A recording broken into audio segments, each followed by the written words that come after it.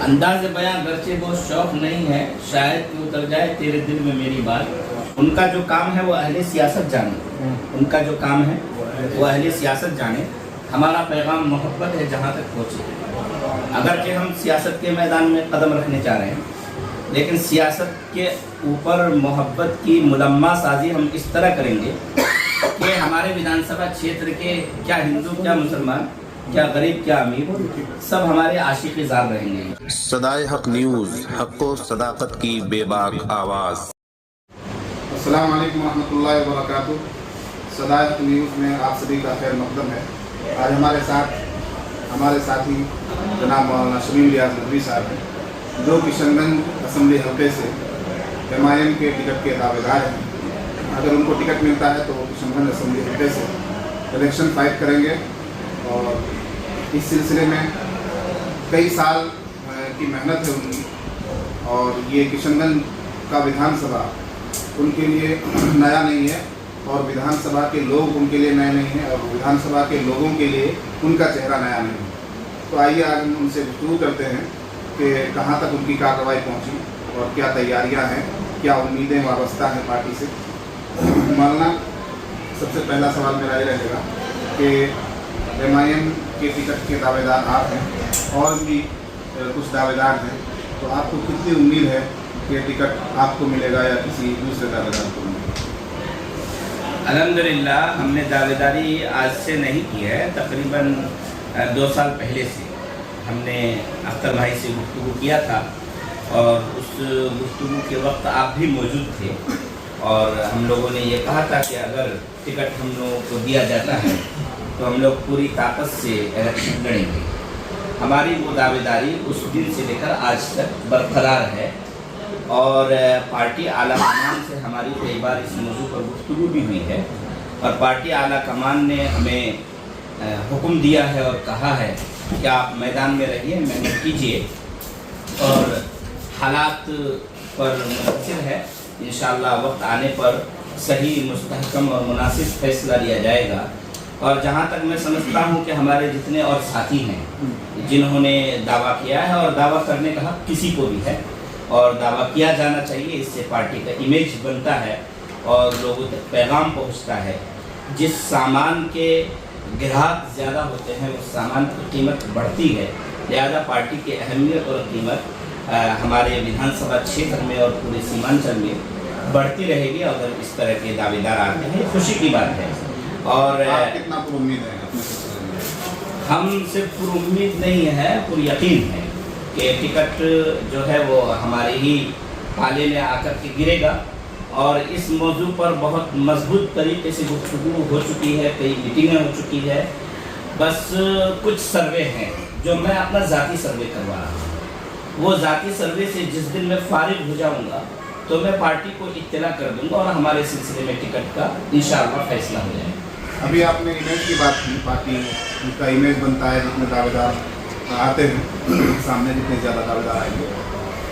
जबकि MIM के सिलसिले में, MIM के इमेज के सिलसिले में गुज़िश्ता चुनाव में 2020 के चुनाव में ये बात आई है सामने कि पार्टी पर पैसा लेकर टिकट देने के एलिगेशंस लगे हैं और इस बार भी वही उम्मीद की जा रही है। जैसे कि आप एक अच्छे दावेदार हैं किशनगंज विधानसभा से, ठाकुरगंज विधानसभा से मुफ्ती अतर जावेद साहब हैं, इसी तरह से उलमा तबके में जो कि अररिया जो कि विधानसभा से मौलाना अब्दुल्ला कादिर साहब हैं।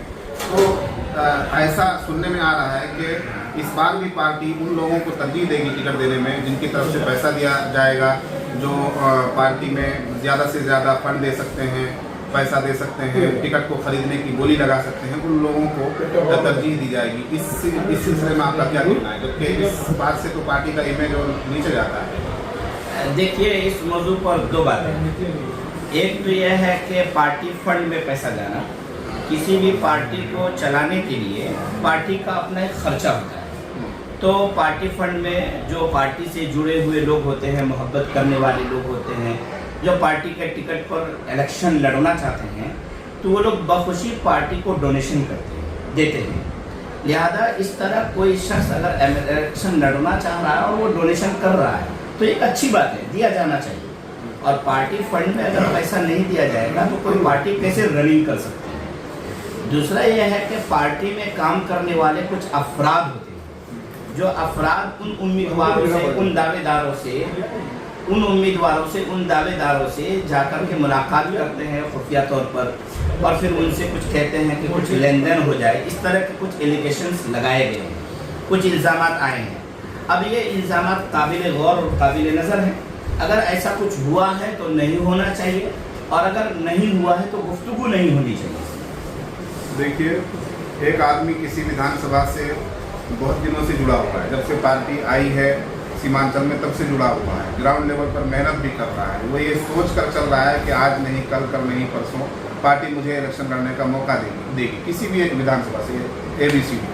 लेकिन उसी विधानसभा से देखने में आया है, और अभी की हाल ही की मिसाल है, मैं नाम लिए बगैर कहना चाहता हूँ कि एक आदमी एक दिन पहले पार्टी में शामिल होता है, जाकर हैदराबाद में ओवैसी साहब से मुलाकात करता है और पार्टी ज्वाइन करता है। दूसरे दिन उसके टिकट का ऐलान हो जाता है, जबकि वहीं पर दूसरे विधानसभा में एक दावेदार जो आज 10 साल से दावेदार है, उसके सिलसिले में अब तक टिकट का ऐलान नहीं हुआ है। एक आदमी जो आज पार्टी में शामिल हुआ, कल उसके टिकट का ऐलान कर दिया गया।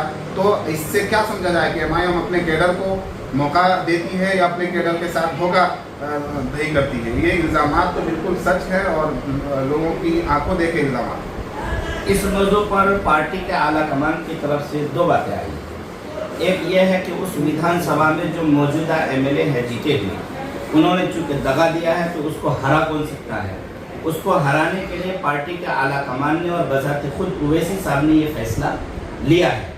अब वो हमारे बिहार सदर अख्तर इमान साहब ने बहुत खूबसूरत बात कही थी, कभी अमीर की इताअत ज़रूरी है। ओवैसी साहब ने जब ये फैसला लिया है तो हम लोगों को ओवैसी साहब की इताअत इस मौजू पर करनी होगी, पार्टी के गाइडलाइन के हिसाब से चलना होगा। रही बात ये कि क्या ऐसा करना चाहिए या नहीं करना चाहिए, ओवैसी साहब तशरीफ लाएंगे, आप उनसे सवाल करेंगे। किशनगंज विधानसभा की बात करते हैं। किशनगंज विधानसभा में जो मौजूदा MLA हैं, उनके कार्यकाल से, उनके कामकाज से आप कितना खुश हैं? और जैसा कि आपने टक्कर देने की बात कही कि उनको टिकट दिया गया, विधायक को टक्कर दे सके, दगाबाज विधायक को, तो क्या आप दूसरी पार्टी के मौजूदा विधायक जो किशनगंज से हैं, उनको आप टक्कर दे सकते हैं? क्या आपने दावा किया है? हम टक्कर ही नहीं दे सकते, हम अभी हरा चुके हैं। क्या बात? मसला यह है कि MIM को अब ये फैसला ले लेना चाहिए कि किशनगंज विधानसभा क्षेत्र से वो किसका इंतखाब करते हैं। वो अगर आज मेरे नाम का ऐलान कर देंगे तो कल से आप यहाँ की फिजा और यहाँ की हवा और यहाँ का रुख ऐसा देखेंगे कि जो मौजूदा MLA हमारा है वो खसो खाशाक की तरह उड़ जाएगा। पता भी नहीं चलेगा कि वो किधर थे। वो जिधर से आए थे, गुमनामी के वादियों से निकल कर के जो आए थे, उन्हीं गुमनामी की वादियों में जो नहरें बहती है गुमनामी की, उसमें बहते हुए समंदर में चले जाएंगे। क्या उनके कामकाज से आप खुश नहीं है? कोई नहीं खुश है। मैं तो एक कैंडिडेट हूँ, मैं अगर कुछ कहूँगा तो लोग कहेंगे कि ये कहते हैं, लेकिन वो लोगों से जाकर के पूछ रहे कि लोग उनके बारे में क्या कहते हैं, लोगों से पूछ रहे। लेकिन तमाम लोग यही बोलते हैं जो आप हमसे कहलवाना चाहते हैं, और हम क्या क्या कहें, कह के मुँह दर्द करने लगा है। कोई एक काम तो काबिल तारीफ होगा? लगता ही नहीं है। गिनवा दे कोई 3 काम जो उन्होंने किया है। सदाए हक न्यूज, हक़ व सदाकत की बेबाक आवाज़। अगर आपने अब तक हमारा चैनल सब्सक्राइब नहीं किया है तो सब्सक्राइब करने के साथ घंटी के निशान को भी फ़आल कर दीजिए। शुक्रिया।